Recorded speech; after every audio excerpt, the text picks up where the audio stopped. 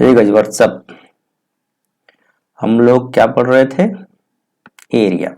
ठीक है, ये तो पिछली क्लास में ही हो गया था कि ये त्रिभुज का क्षेत्रफल पिछली क्लास में ही हो गया था।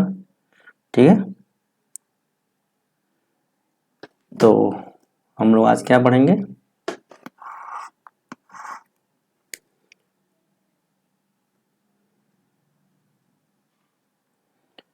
ये सब पिछले क्लास में हो गया था, परिमाप हीरो सूत्र हो गया था। ठीक है, इससे रिलेटेड सभी क्वेश्चन हम करा दिए थे।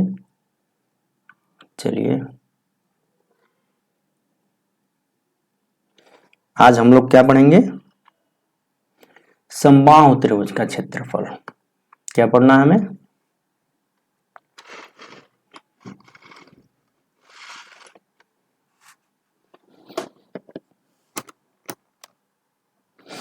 हमें क्या पढ़ना है आज?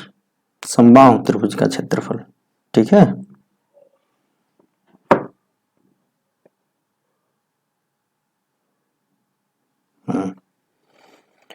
तो क्या है?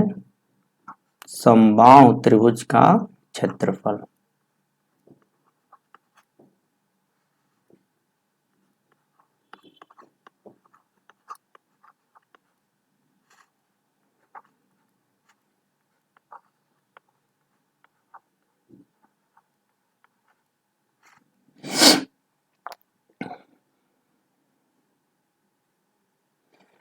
क्या होता है ये?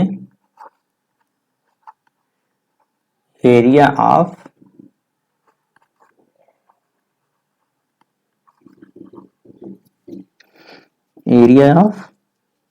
Equilateral triangle. ठीक है,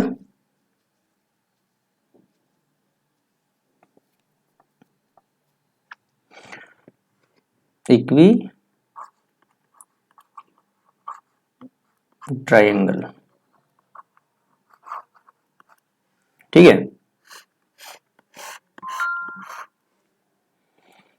अब देखिए हमने क्या कहा। पहली बात, समबाहु त्रिभुज होता क्या है? जिसकी तीनों भुजाएं बराबर होती हैं।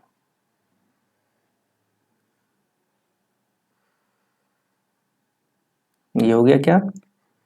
ए बी सी। ठीक है, अब इनकी तीनों भुजाएं समान होती हैं तो हमने मान लिया सभी भुजाएं क्या है? ए है। ठीक है, इतनी बात समझ में आ रही सबको? देखिए,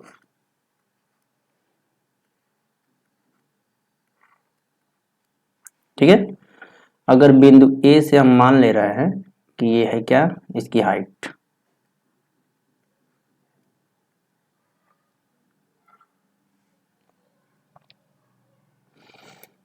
इसको क्या बोलते हैं? एच को। इसी को क्या हम कह सकते हैं? इधर देखिए, इसी को हम बोलते हैं क्या? शीर्ष लंब।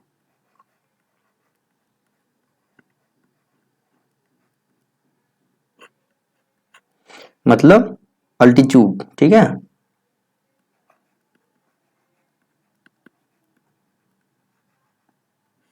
ठीक है, इसी को क्या हम बोल सकते हैं? माध्यिका भी इसी को कह सकते हैं।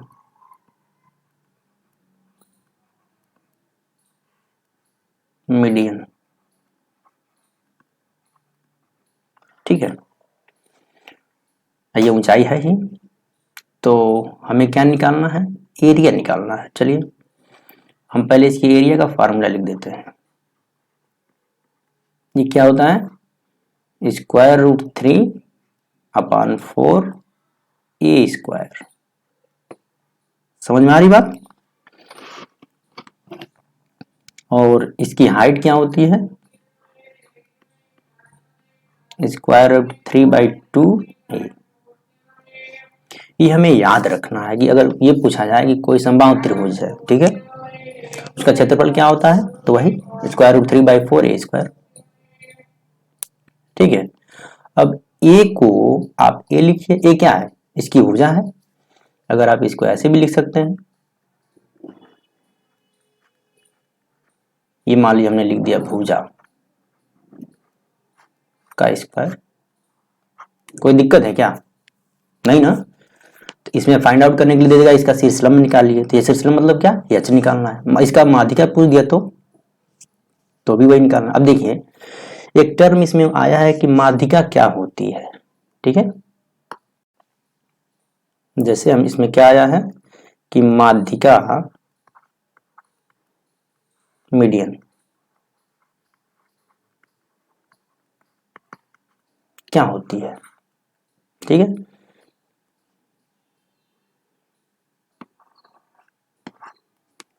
माध्यिका क्या होती है हम ये जानना चाहते हैं।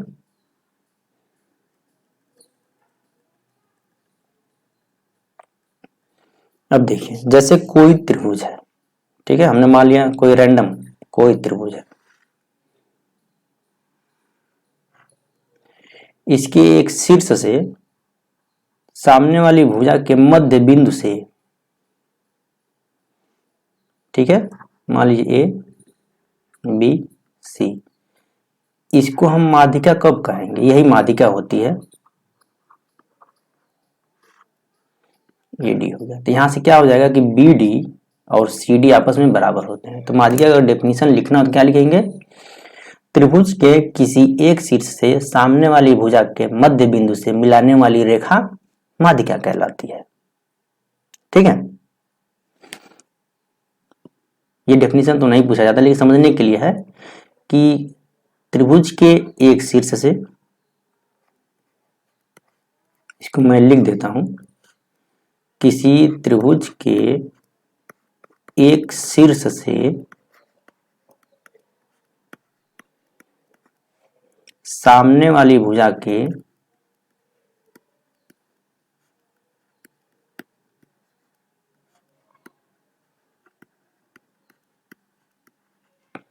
मध्य बिंदु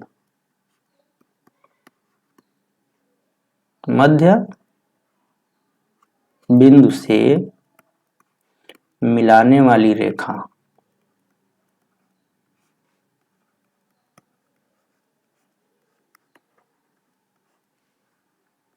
माध्यिका कहलाती है।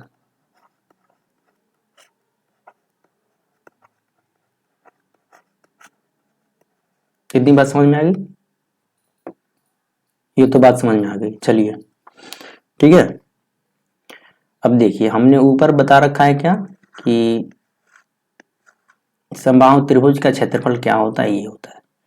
हमें अगर फार्मूला याद है तो हम क्वेश्चन एग्जाम में आसानी से जल्दी से सॉल्व कर लेंगे, ठीक है। हम यहाँ सीख रहे हैं, अगर हम ये कहें आपसे कि क्या, इसको हमने मान लिया डी, तो हमने बताया ना कि एच को इसी को माध्यिका भी बोलेंगे, तो इसका मतलब क्या होगा कि बी डी और सी डी आपस में बराबर होंगे कि नहीं, बताइए, होंगे। इसको हम अलग से बना देते हैं, ठीक है, अलग पेज पे आ जाते हैं ताकि आपको समझाना जो हम चाह रहे हैं कि ये फार्मूला आया कहां से। क्या मतलब, ये फार्मूला आया कहां से, ठीक है, हम ये बताना चाहते हैं। चलिए इसका डेरिवेशन कर देते हैं कहां से आया है।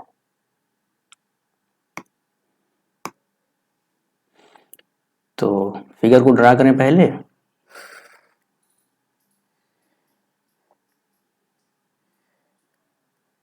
ये भी ए है, ये भी है, और ये पूरा तो ए है क्योंकि समबाहु त्रिभुज है। तो इसका ये आधा क्या हो जाएगा, ये a/2 हो जाएगा कि नहीं, ये भी a/2 हो जाएगा, ठीक है। अब आप बताइए कि ये जो ट्रायंगल है ये है राइट एंगल ट्रायंगल बन गया कि नहीं, ये 90 डिग्री होगा। तो हमें ये निकालना है, हमने मान लिया इसको एच, तो हम क्या कहते हैं पाइथागोरस प्रमेय की सहायता से कि क्या बोलते हैं, कर्ड का स्क्वायर इक्वल टू क्या, आधार का स्क्वायर प्लस लंब का स्क्वायर, ये तो हम जानते हैं। चलिए कर्ड इसमें क्या है, ए है यानी ए स्क्वायर, आधार क्या है हमारा a/2 यानी a/2 का होल स्क्वायर, और लंब क्या है हमारा h, जिसे हमें फाइंड आउट करना है। ठीक है, h का स्क्वायर हो गया। अब देखिए ये क्या हो जाएगा, इसको सॉल्व करिए, ए स्क्वायर ये क्या हो जाएगा a²/4 प्लस h²। ठीक है, अब यहाँ से क्या आ जाएगा आपका, इसको एक साइड कर लीजिए, a² minus a²/4 is equal to h²। ये क्या हो जाएगा 4a² माइनस a²/4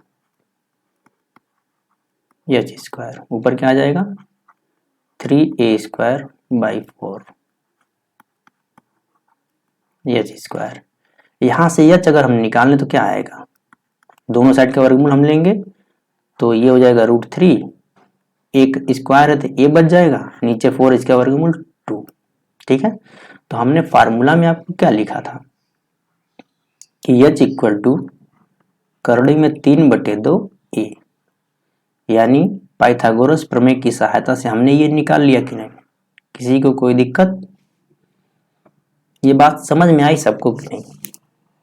हम बता रहे हैं कि ये फार्मूला को हमने निकाला कैसे है।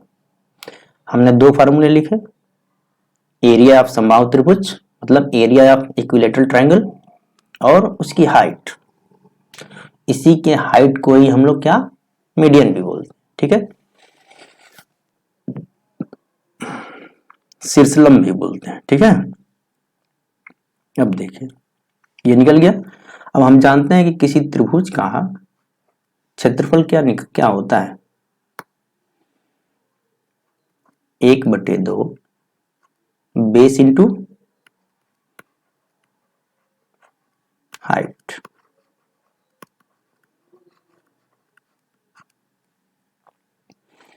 इस ट्रायंगल का मान लीजिए ए बी सी। ठीक है, तो 1/2 बेस क्या है आधार, तीनों भुजाएं समान है, ए हो गया। हाइट क्या अभी हम निकाले हैं √3/2 इंटू ए, अब ये क्या हो जाएगा √3/4 a²। हमने यही दो फार्मूले निकाले थे, हमने इसका डेरिवेशन भी करके आपको दिखा दिया कि ये फार्मूले कहाँ से आते हैं। अब एग्जाम में अगर क्वेश्चन आ गया तो वहां आप डेरिवेशन नहीं करोगे, वहां डेरिवेशन कैसे करोगे, कर सकते हो फार्मूला निकाल सकते हो, लेकिन अगर आपको फार्मूला है तो तुरंत आप सॉल्व करके आगे बढ़ सकते हो ना। इतनी बात समझ में आ रही है? समझ में आ रही है? किसी को कोई दिक्कत? ये डेरिवेशन है किसी भी, अब जैसे किसी भी नहीं, ये तो समबाहु त्रिभुज के लिए है, इसी तरह सभी का डेरिवेशन होगा। सभी का डेरिवेशन करना कर तो सकते हैं, लेकिन हमें क्या करना है कि अगर हम उसका फार्मूला याद रखते हैं, ठीक है, तो हम जल्दी से आसानी से क्वेश्चन को सॉल्व कर लेंगे। ठीक है, ये बात समझ में आई। इसका मतलब क्या कि कोई अगर समबाहु त्रिभुज है तो उसका एरिया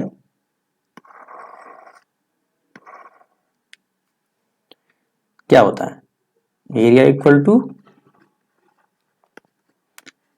करड़ी में 3/4 a², और उसकी हाइट करड़ी में 3/2 ए। इतनी बात समझ में आई कि नहीं? ठीक है, इतनी बात समझ में आ गई। चलिए अब इसी पे क्वेश्चन हम लिख दें।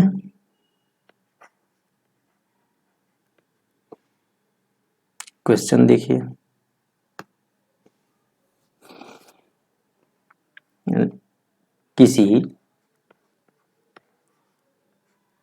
किसी समबाहु त्रिभुज का क्षेत्रफल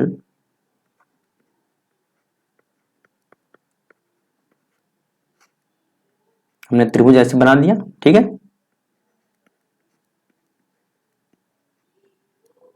क्या है 49 करोड़ी में 3, ठीक है। तो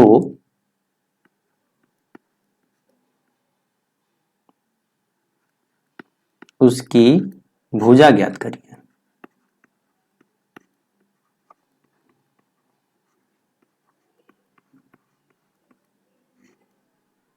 ठीक है, ये क्वेश्चन हो गया। अब देखिए, हम जानते हैं क्या, इसको सॉल्व करने के लिए क्या लिखते हैं हम, क्या, as we know that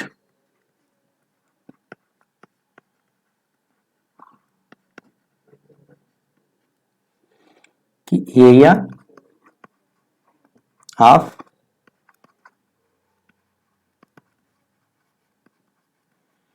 equilateral triangle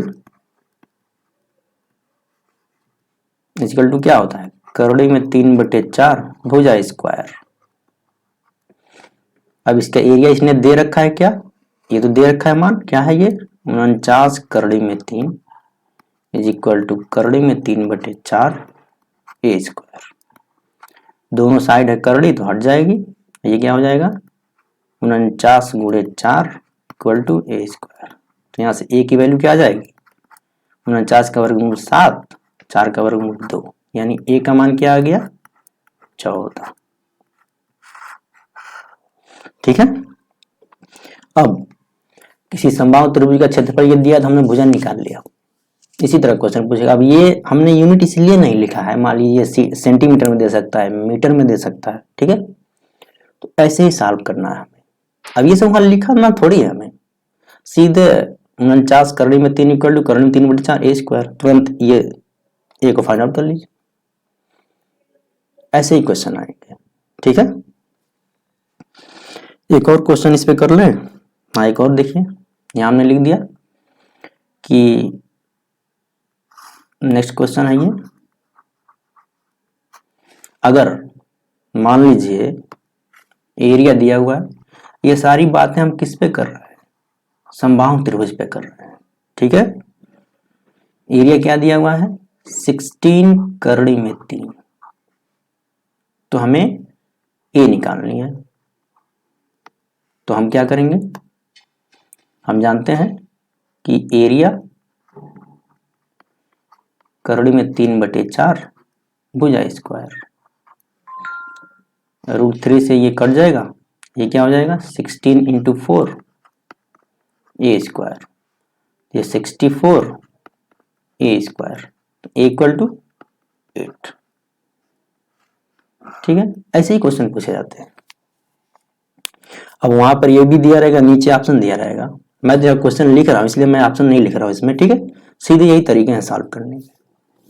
समबाहु त्रिभुज का क्षेत्रफल ये अगर दिया है तो, ठीक है, कितनी बात समझ में आई। अगर इसी में ऐड कर दे कि उसकी भुजा और उसकी, या लिख देगा कि उसका शीर्षलंब ज्ञात करिए, इसका मतलब क्या, एच निकालना है, उसकी ऊंचाई निकाल दीजिए, इसका मतलब क्या, एच ही निकालना है, और पूरी उसकी माध्यिका निकालिए, तब भी क्या, एच ही निकालना है। तो एच इक्वल टू क्या होता है, यहाँ पर इस क्वेश्चन के लिए देख लीजिए, एच इक्वल टू क्या होता है, करोड़ी में 3/2 ए की वैल्यू क्या है, 8, ये क्या हो जाएगा, 4 करोड़ी में 3। इतनी बात समझ में आई। अब देखिए नेक्स्ट क्वेश्चन इसका देख लेते हैं। हम बहुत स्लो स्लो पढ़ाएंगे, ऐसे ही चलता रहेगा, कोई जरूरी नहीं कि हम इसी क्लास में खत्म करें, हम नेक्स्ट क्लास ले लेंगे। ठीक है, मेन प्रायोरिटी क्या है हमारी, आप पढ़ रहे हो, समझ में आना चाहिए, आप एक बार नहीं 10 बार पूछो। ठीक है, चलिए अगला क्वेश्चन लिखिए।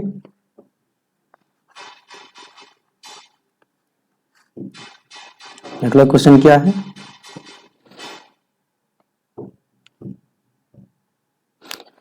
यदि किसी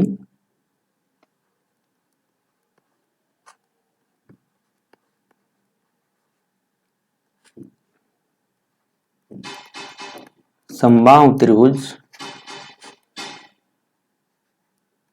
की ऊंचाई कितना दिया है 12 सेंटीमीटर, तो उसका क्षेत्रफल ज्ञात करो।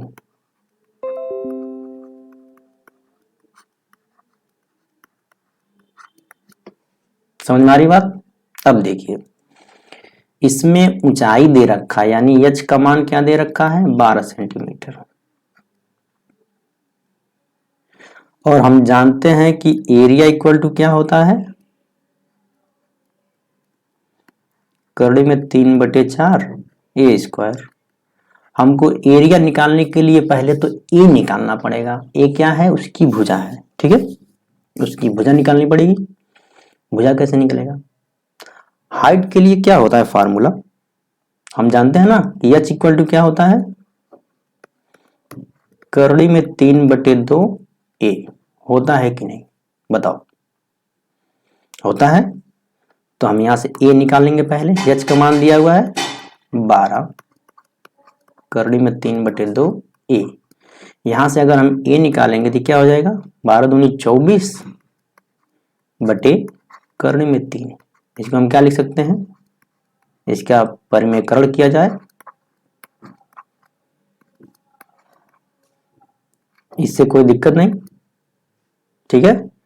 नीचे क्या हो जाएगा, ये ऊपर हो जाएगा 24 करड़ी में 3, नीचे 3, ये 3/24 यानी 8 करड़ी में 3 हो गई इसकी भुजा सेंटीमीटर। इसका मतलब ए इक्वल टू 8 करड़ी में 3, ये निकल गया। अब हमें क्या निकालना, एरिया। अब यही वैल्यू यहां सब्स्टिट्यूट कर दें तो क्या एरिया नहीं निकल जाएगा, एकदम निकल जाएगा। देखो, करड़ी में 3/4 ए स्क्वायर, ए का मान क्या आया है 8 करड़ी में 3 का होल स्क्वायर। इसको क्या लिख सकते हैं, करड़ी में 3/4 इंटू 8 करड़ी में 3 इंटू 8 करड़ी में 3, ठीक है। अब देखिए, ये 4 से कट जाएगा, 4 दूनी 8, और ये करड़ी में 3 ये करड़ी में 3 मिलाएंगे तो क्या हो जाएगा 3 इंटू 2 इंटू 8 करड़ी में 3, ये क्या हो जाएगा 3 दूनी 6 बटे 48 करड़ी में 3 सेंटीमीटर स्क्वायर। यही इसका उत्तर है। इतनी बात समझ में आ गई? इसमें किसी को कोई दिक्कत नहीं ना? चलिए,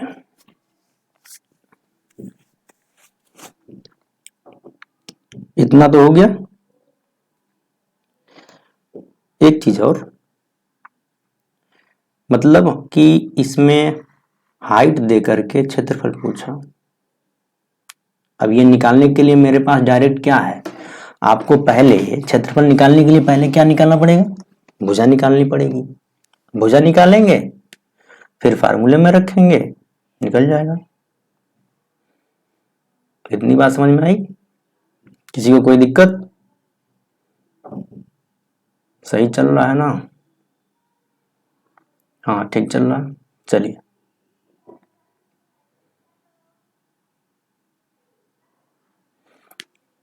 ये तो निकल गया। इस पे एक क्वेश्चन और लगा लीजिए आप।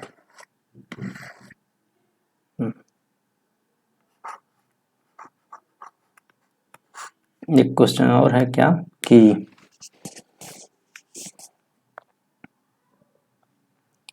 इसमें भी लिखा है किसी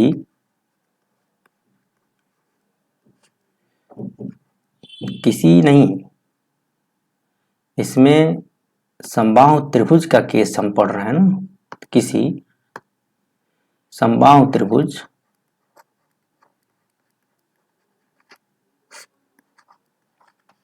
की माध्यिका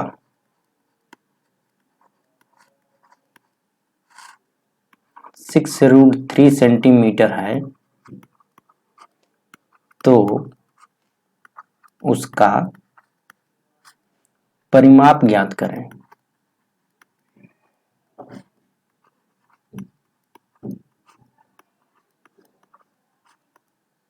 ये क्या होता है? अब देखिए माध्यिका हमने पहले ही कह रखा है कि माध्यिका का है, शीर्षलंब का है या उसकी ऊंचाई का है, तीनों एक ही होता है। ठीक है, तो इसका सलूशन में क्या करेंगे हम, ये मैं पेन टैब पे लिख रहा हूं। ठीक है, ये देख लो पेन टैब मेरा यही है, इसी पे मैं लिख रहा हूं। ठीक है, इसीलिए लाइन कभी सीधी जा रही कभी ऐसे हो जा रहा है, लेकिन आपको दिख रहा है ना क्या हमने लिखा है कि समबाहु त्रिभुज की माध्यिका 6√3 सेंटीमीटर है तो उसका परिमाप ज्ञात करें।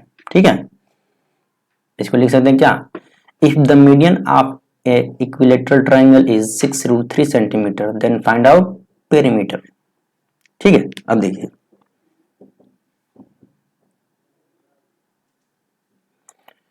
हाँ, तो h इक्वल टू क्या होता है, करड़ी में 3/2, ये h का वैल्यू क्या दिया हुआ है 6√3, √3 से √3 कटेगा, इक्वल टू 12 आ गया। और समबाहु त्रिभुज का परिमाप क्या होता है, परिमाप क्या होता है किसी भी त्रिभुज का, भुजाओं का योग। तो इसकी भुजाएं कौन कौन सी हैं, सब ए ही हैं।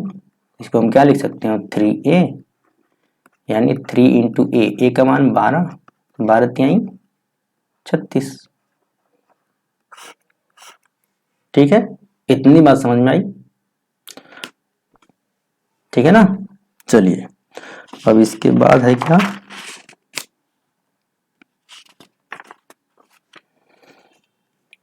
इसके बाद है आपका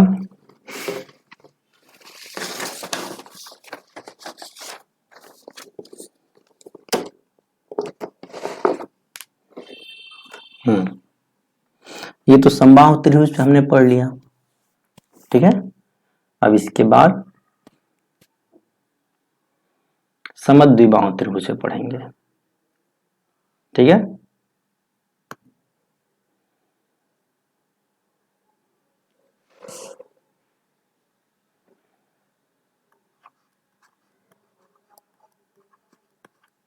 क्या पढ़ेंगे, समद्विबाहु त्रिभुज का क्षेत्रफल।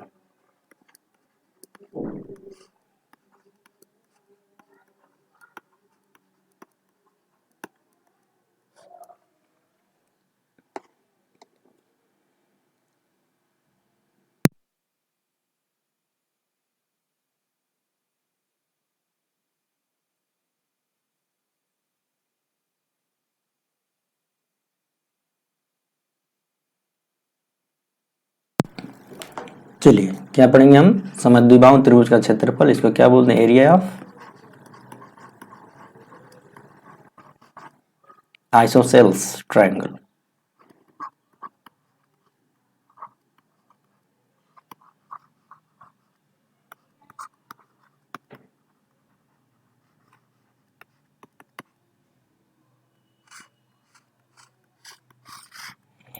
हम जानते हैं कि ये समद्विबाहु त्रिभुज क्या होता है, जिसकी दो भुजाएं आपस में बराबर होती हैं, हमने पहले पढ़ रखा है। ये मान लीजिए ए बी, ये सी है, तो इसकी दोनों भुजाएं हमने मान लिया ए है, एक तीसरी बी है, तो इसका एरिया क्या होता है b/4,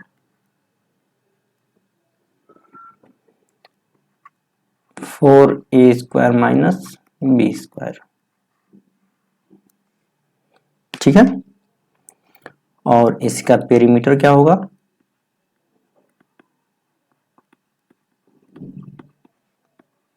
to A plus B.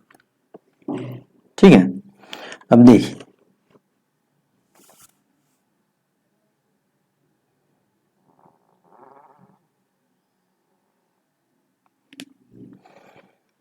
ये हो गया। एक चीज इसमें ध्यान रखिए, ये पेरीमीटर को क्या हम कहते हैं, तीनों भुजाओं का योग, तीनों भुजाएं क्या क्या हैं, तो a प्लस बी, ये क्या हो जाएगा 2a प्लस बी हो जाएगा कि नहीं, ये तो हमने लिख रखा है यहाँ पर।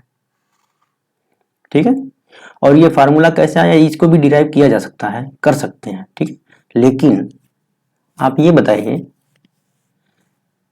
इसको करेंगे आ जाएगा, आप इसको याद रखें तो ही अच्छा होगा, ठीक है।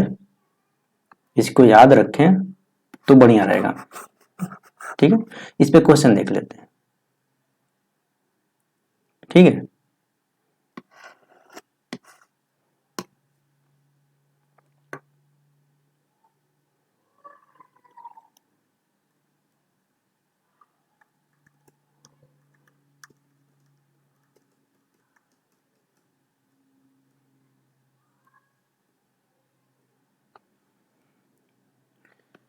चलिए क्वेश्चन इसका लिखिए।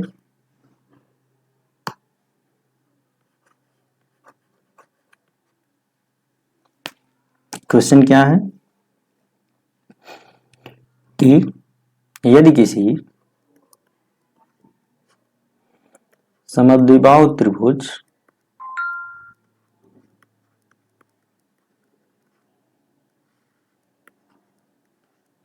की समान भुजा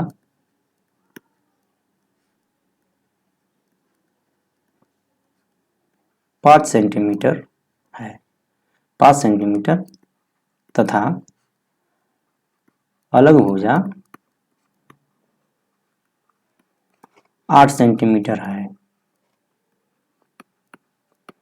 तो क्षेत्रफल ज्ञात करें, ठीक है। इतनी बात समझ में आई। अब देखिए, हम पहले एक फिगर यहां बनाते हैं कि ये क्वेश्चन में कहना क्या चाहता है, ठीक है। फिगर से आपको जल्दी समझ में आएगा। चलिए,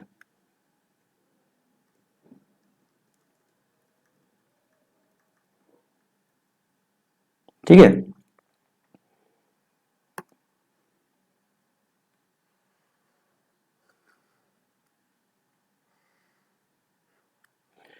इसने कहा समान भुजा 5 सेंटीमीटर, यानी ये दोनों समान भुजाएं हो गई,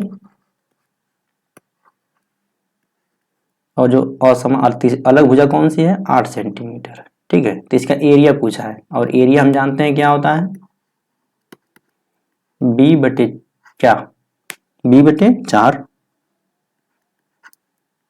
स्क्वायर रूट में 4a square minus B square. Value रखिए आप, बी का मान ये है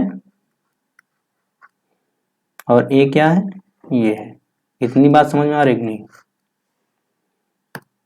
देखिए बी का मान क्या है, 8 बटे 4 स्क्वायर रूट 4, ए का मान 5 का स्क्वायर माइनस बी का मान 8 का स्क्वायर, ठीक है। ये क्या हो जाएगा, कट जाएगा, 2 आ जाएगा, स्क्वायर रूट 4 इंटू 5 का स्क्वायर 25 और 8 का स्क्वायर 64। तो ये क्या हो जाएगा, 2 रूट 25 चौके 100 माइनस 64। ये क्या हो जाएगा, 2 इंटू 36, 2 इंटू ये 6 हो जाएगा, ये क्या हो जाएगा 12। 12 होगा कि नहीं, 12 सेंटीमीटर स्क्वायर होगा।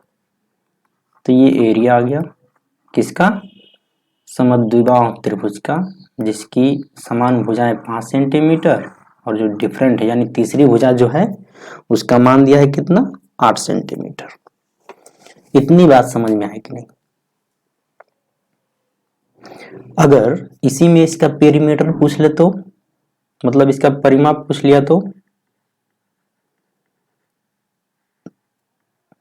परिमाप क्या होता है, 2a प्लस बी। ए का मान क्या दे रखा है 5 और बी का मान 8, 2 बचे 10 प्लस 8 बराबर 18। मतलब अगर आपको फार्मूला याद है तो आप सीधे इसका आंसर निकाल सकते हैं। इतनी बात समझ में आई।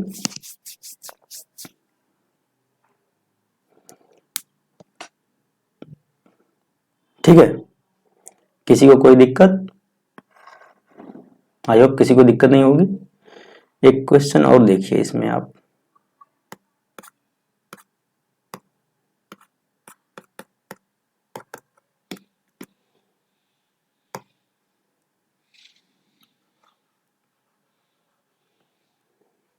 क्वेश्चन ये कह रहा है कि अगर किसी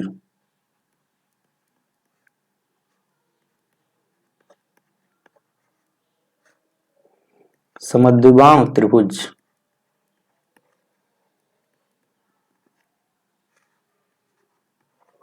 का क्षेत्रफल 4 सेंटीमीटर स्क्वायर है,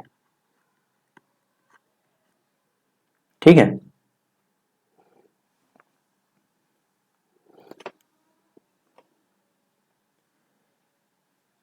और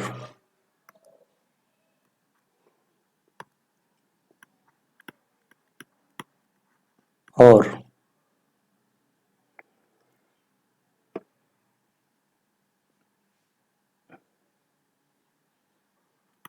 और समान भुजा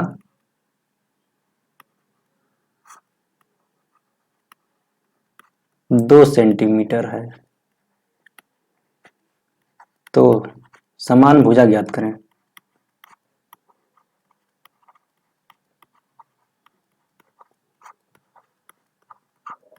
इतनी बात समझ में आ रही है? अभी आप देखो इसमें क्या दिया हुआ है, एरिया दिया हुआ है आपको, और बी का मान दिया है, बी ही तो असमान है, इसने पूछ रखा है ए की वैल्यू।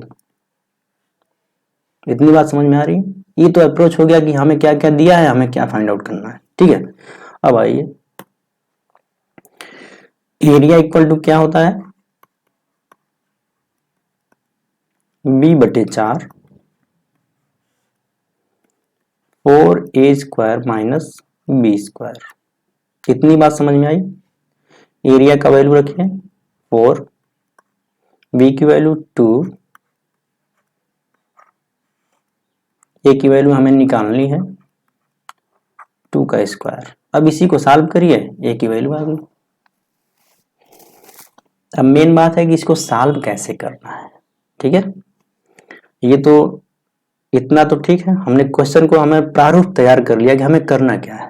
अब हमें यह है कि इसको सॉल्व करना है हमें, ठीक है। तो इसको सॉल्व कैसे करना है देखते हैं।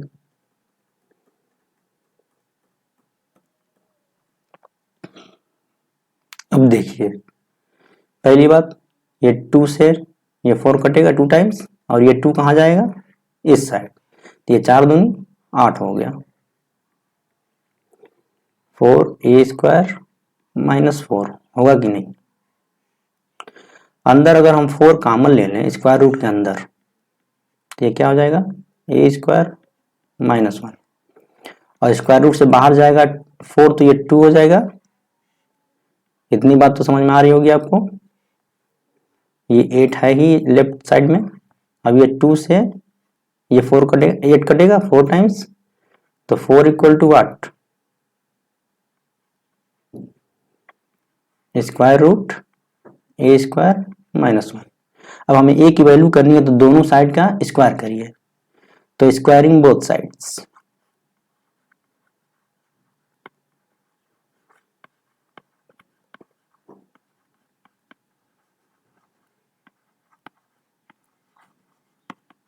क्या मिलेगा, इसका स्क्वायर हो गया, और इसका जब स्क्वायर किया जाएगा तो करड़ी हट जाएगी, ये क्या हो जाएगा 16 a² माइनस 1, ठीक है।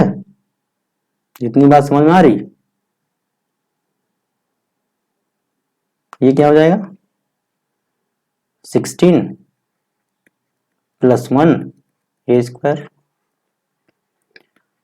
a² इक्वल टू 17, तो a equal to square root 17 centimetre. इस तरह सॉल्व करना हमें। इतनी बात समझ में आ रही कि नहीं? समझ में आया? ऐसे ही सॉल्व किया जाएगा। तो ये कितने टाइम का बन गया है लगभग, देखिए 40 मिनट के ये भी हो गए हैं। इस पे लगता है कि एक और बनेगा, कोई बात नहीं, समझ में आना चाहिए, जितना पढ़ रहे हैं उतना समझ में आना चाहिए हमें, ठीक है। एक फार्मूला और लिख लीजिए, जैसे ये फार्मूला तो कोऑर्डिनेट ज्योमेट्री का है, लेकिन अगर ट्राइंगल हम पढ़ रहे हैं तो उसे पूछा जा सकता है, ठीक है।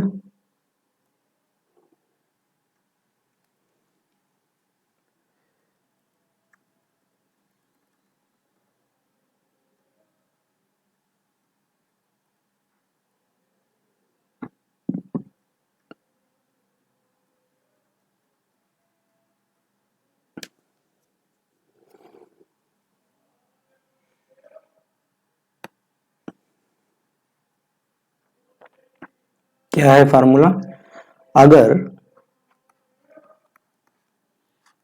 किसी त्रिभुज का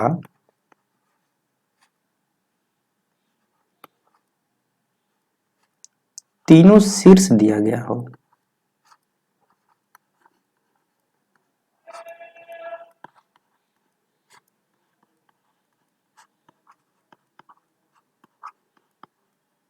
तो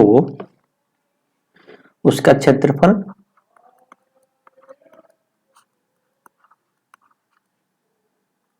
क्या होता है?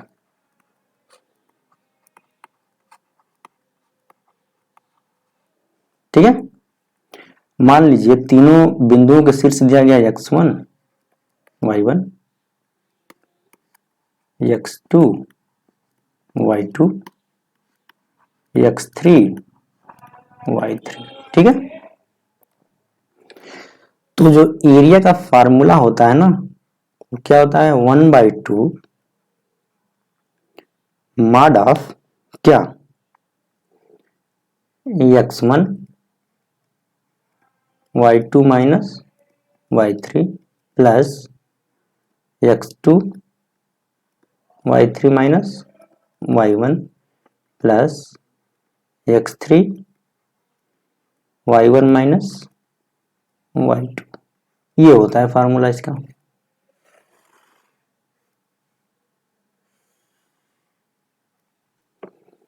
ये बात समझ में आ रही नहीं? इतनी बात समझ में आई? इसको याद करने का तरीका देखिए, जैसे हमने कह दिया 1 2 3, तो हम साइकिल ऐसे चलाएंगे क्लॉकवाइज।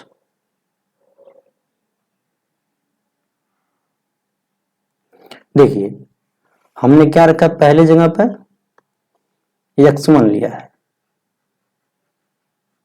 तो अगर हमने x1 ले लिया तो 2 और 3 की जगह पर y का ही टर्म आएगा, तो y2 y3, फिर हमने ले लिया x2 फिर y3 y1, फिर हमने ले लिया x3 फिर y1 y2, ठीक है। ये याद करने के तरीके होते हैं। इतनी बात समझ में आई? इस पे एक क्वेश्चन पिछले सीट में था, ठीक है, हम उसको दिखा देते हैं आपको कि क्या था वो।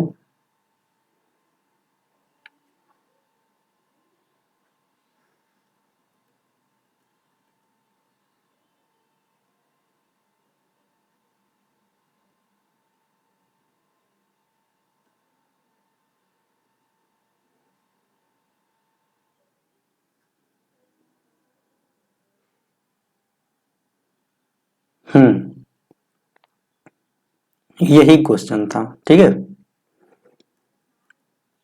इसी को सॉल्व करके आज की क्लास यहीं तक रखेंगे, ठीक है। देखिए तो हमने क्या कहा था?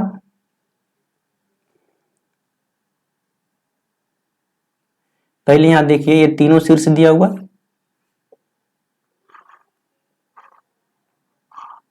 अब देखिए x1 y1 x2 y2 x3 y3, x1 की वैल्यू क्या है? 4 है, ये 2 है, 8 है, ये 2 है, ये 8 है, ये 14। देखिए कोई भी अगर पॉइंट दिया गया है, जैसे ये x है और y है, तो पहले पॉइंट पे x दूसरे पे y होता है, ये हमेशा याद रखिएगा, ठीक है। इसलिए हमने यहाँ x1 y1 लिखा है। अब फार्मूला क्या होता है? 1/2 x1 y2 minus y3 x2 y3 minus y1 x3 y1 minus y2, कोई दिक्कत। अब वैल्यू रखते हैं 1/2, x1 की वैल्यू 4, y2 की वैल्यू 2, y3 की वैल्यू 14, x2 की वैल्यू 8, y3 की वैल्यू 14, y1 की वैल्यू 2, x3 की वैल्यू 8, y1 की वैल्यू 2, y2 की वैल्यू 2। ठीक है, ये क्या हो जाएगा 4 इंटू, ये दोनों को सॉल्व करें क्या आएगा -12 प्लस 8 इंटू 12 प्लस 8 इंटू 0। ये क्या हो जाएगा 1/2, ये क्या हो जाएगा -48 प्लस क्या 96, ये तो 0 हो गया। ये क्या आ जाएगा 1/2, इसमें से इसको घटाइए 48 बचेगा ये मॉडुलस में।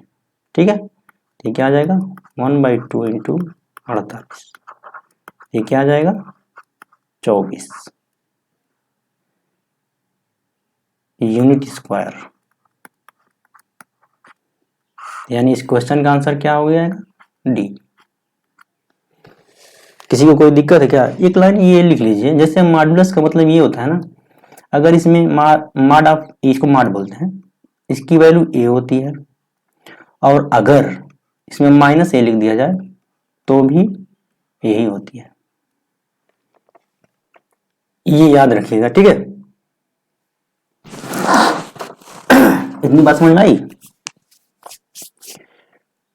इतनी बात समझ में आ रही है कि मतलब अगर मॉड लगा है तो हम पॉजिटिव रहेंगे, भले ही निगेटिव में दिया कुछ भी आए, लेकिन सॉल्व करेंगे तो प्लस और माइनस का ध्यान रखते हुए करेंगे। लास्ट में जो आएगा, प्लस आया तो प्लस होता ही है, माइनस आया तो भी प्लस ले लेंगे। ठीक है, तो ये एक तरीका ये भी सॉल्व करने का। ये कोऑर्डिनेट ज्योमेट्री में आता है, लेकिन अगर मान लीजिए इस तरह का अगर पूछ दिया तो फिर क्या करेंगे। ठीक है, तो इतना हो गया। अब इसके बाद हम एक लेक्चर और इस पे होगा, जिसपे समबाहु त्रिभुज के अंतः, जैसे समबाहु त्रिभुज अगर बना, जैसे हम फिगर बना देते हैं कि अगली क्लास में हम क्या पढ़ेंगे। ठीक है, मान लीजिए ये क्या है,